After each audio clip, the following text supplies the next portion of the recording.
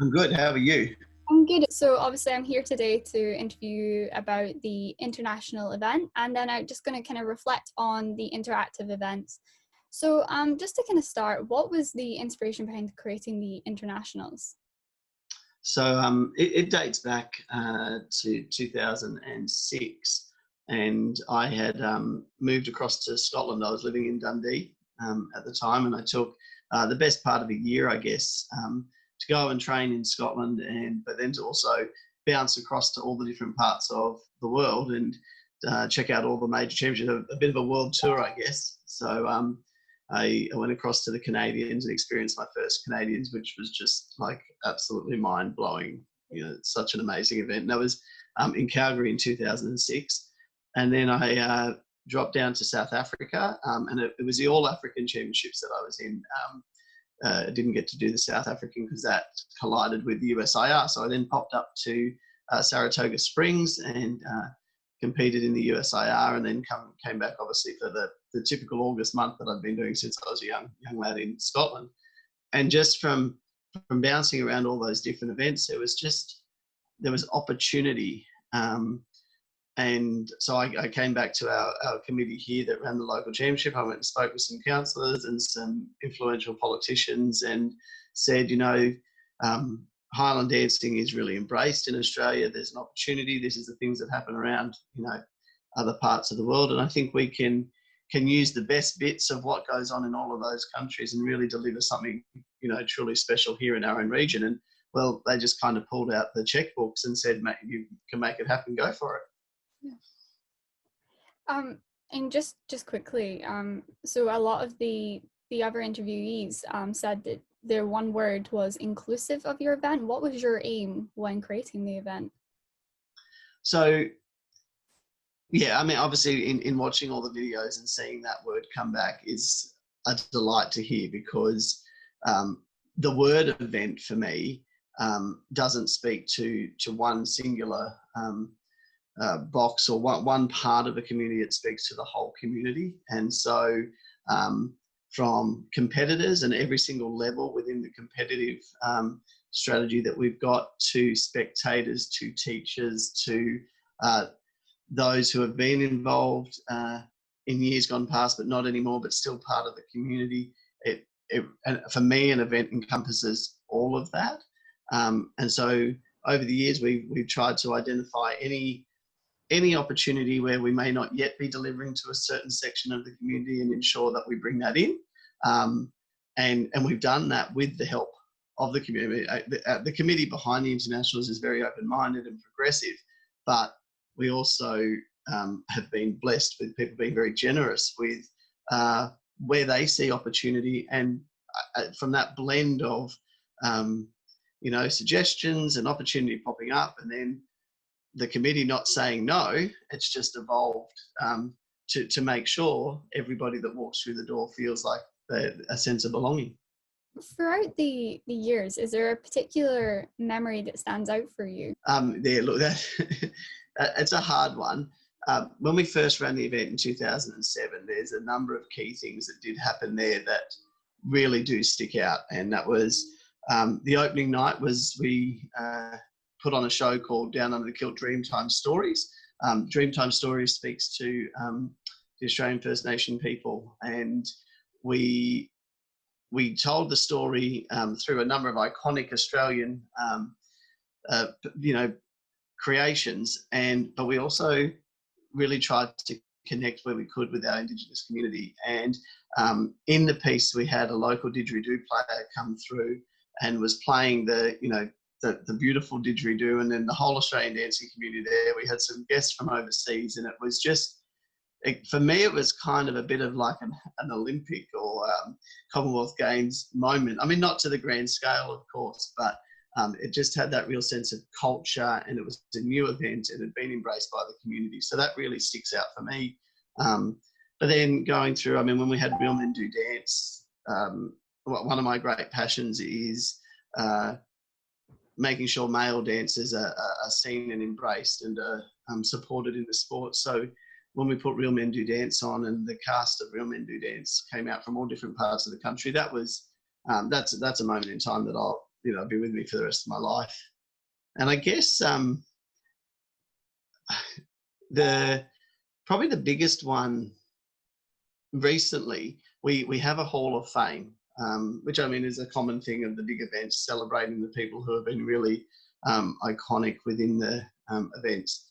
And we've had a number of people that have been inducted that have been really generous to the organisation and have been significant contributors to the community. But a couple of years ago, the selection committee had actually chosen my mum, and she had been the real driving force of the internationals and the championship that it was before it became internationals, and it had been running it for 40 odd years. And so when she was inducted to the Hall of Fame, that probably wasn't a huge surprise, but what was really lovely was the entire audience stood up and was clapping her, and she didn't see that. She was walking down towards the podium. So it wasn't until she turned around and there was the Australian community that I'm getting a little bit tearful now. It was just really, in being her son and seeing how hard she worked for Highland Dance, it was a really lovely moment. Is there a particular part of the event that you look forward to year on year? That's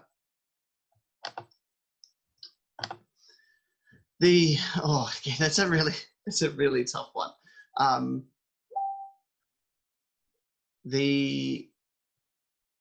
In being the host of the event, obviously I get to be so involved in so many of the different parts of it. But with the championship day, which is on the Sunday, we hold all the single age championships, and then as has become a tradition in a number of events, we have the celebratory fling. And so we've got the 10 champions across the field there, and then with all the place getters are all standing there, and the entire audience is watching. And it comes to the last step of the fling, and I have the pleasure of getting to, announce each of those champions. And so that definitely stands out as one of those moments. Just giving those champion dancers that recognition in that moment that's really special. Of course. So kind of moving away from the internationals, obviously wasn't able to go ahead this year. What was the inspiration behind creating the interactive events in place of it? Look, it was actually really casual.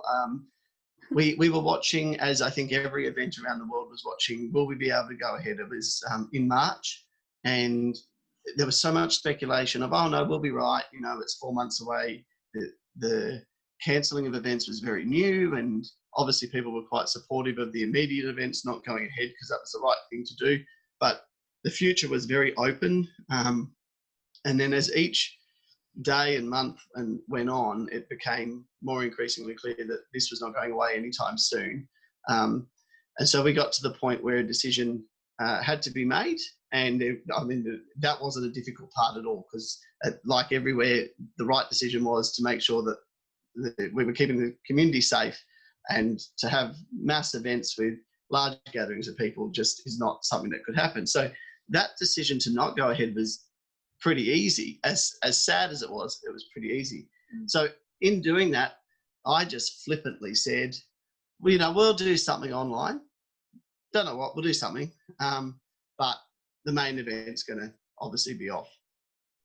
And then from there, I thought, I sort of had a light bulb moment of, we all travel, those of us who are fortunate enough to travel to major events around the world know what that feeling is like. Being there, being part of it is fantastic. Now, we try to get to as many as we can, but sometimes you can't get to them, and you're watching from the other side of the world. Well, I was like, wait a second, this is the first time in history where there is no barrier for anybody to attend, with the exception of like internet access. But if you have internet access and there's a virtual activity, this actually can be a truly, truly international event with no limits. And that I got really excited by that.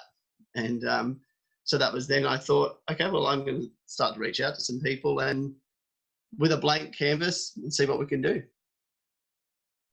You being one of those people, as you know. I mean, you're doing such a fabulous job with these interviews. And so it was very much just reach out to who I could. Well, that's going on to my next question. You had have such an amazing team of people that have helped bring your idea to life. And I just wondered, how did you manage to grab all these people from around the world and get them to go ahead with this? Well, to link it back to what I said before about it being truly international, as much as the Internationals is based here in Australia, its idea has always been to encompass a fully international flair. And so for the Interactives to do that, we had to identify people who were living in those countries.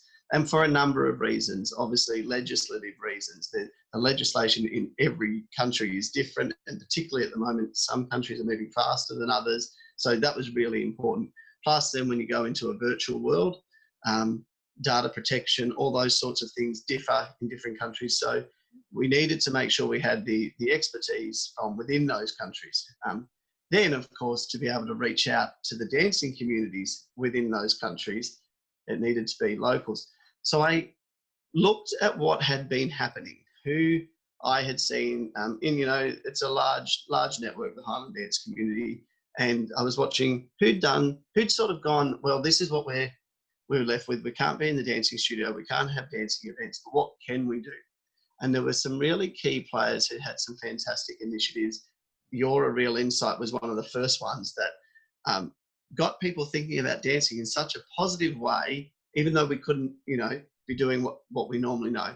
And then the next person I reached out to, Lisa Barker from the Elemental Dancer, she had actually grabbed myself and a whole bunch of other people early in the piece to run an online summit. And very similarly to how the Interactives came across, it was quite a blank canvas. She just picked a few people and ran with it, and it was a massive success. And I reached out to Lisa. I said, look, I want to do something. I don't know what I want to do, but I want you to be involved. And she just kind of came back with, yeah, okay, we'll just kind of wing this together. And slowly we built it. And then I reached out to Ashley, who was doing her Highland choreography for all, which I thought was such a brilliant initiative. And so when I reached out to Ashley, very similar sort of message. Hi, Ashley, thinking of doing something. Would you be interested? I was a bit nervous, to be honest, thinking maybe she'd be too busy, wouldn't be a thing. But she came back and I got this like 5-page document with what we now know as the HEB challenge. And so there we were born into, okay, this is not just an online thing. This is going to be, a good event. So then I reached out to Rachel McClean with Flings and Things, and her expertise being choreography. I thought she had done the New York Tartan Day parade, and I thought that was really fantastic. So let's see, what can we do with choreography, blank canvas? Rachel didn't say no. She's like, absolutely, I'm in. I reached out to Morgan, and she came back with this fabulous idea to get TikTok involved, which is so cool because all the young kids love that stuff. I'm a bit beyond being really cool at that, but the kids all love that stuff. And then we got Kate DeGood involved from America, and again we kind of said, oh, we'll do Scottish Nationals and what have you, and then she just blew up with this really excellent program of presenting Scottish Nationals. And then Alison Keatsman, Alison Grace down in South Africa, she's been across here a couple of times and been a real great contributor to the Internationals, but also very vocal on social media when she's not been here in the country. And I thought if there's anybody who can, be in a virtual world with us from South Africa, Alison's definitely that girl. And she came up with her beautiful appreciation project. And then, of course, I worked, closely with my sister Kylie, who's the event coordinator. She pulled all the pieces, the bits together to, become what it was. The group hasn't had a meeting. There's not been one single meeting where we've all been in the room. It's been online, Facebook messages, back and forth. And the entire time, there has not been a single no. And I think if there's anything that stood out to me about how brilliant the collaboration has been, is that it's just been, okay, how do we make that happen? And that's been a real pleasure to work with them all on. Well, I have to say you've inspired so many dancers across the world of all ages to just kind of pull on their pants and dance again. So I was just wondering, has there been any kind of personal highlights for you throughout the event?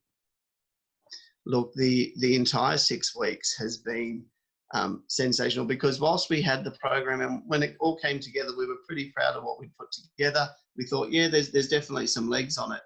We had no idea who would respond. And then I think I think the first video that dropped in, that was obviously a really exciting moment. It was like, great, it's, you know, it's being taken on. And then as we move through the Scottish Nationals, I think that the collective description I could use is just the effort that the dancers had gone to not just do their lilt or their blue bonnets or their earl barrel, but to expand the dance through their own creation, find a spot that was special for them, and present the dance in a new form of expression for them.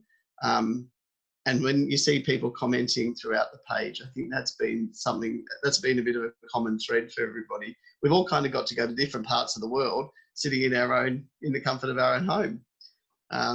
But then, of course, the choreography reel last night just was excellent. The creativity of Highland dancers is just phenomenal. The way the head challenge has built, it's all just been, but we have been blown away with how people have supported it. And I think there's 3,100 people now in the page. So building an interactive community and having people come with us, that's definitely been a highlight. Well, that's all of my questions, and I just want to personally thank you so much for asking a real insight to be involved in this event. It's been a complete privilege. And I'd also like to thank you on behalf of, I know, all the dancers across the world for allowing us to pull on our kilts, pull on our pumps and keep dancing. So I would like to thank you so much for that. Well, that's very kind, but no, thank you for what you've done with Real Insight and for the international project particularly. But thank you to all the dancers for embracing. Keep putting your kilts on. I can't say this enough. Your participation is the motivation. So just keep dancing.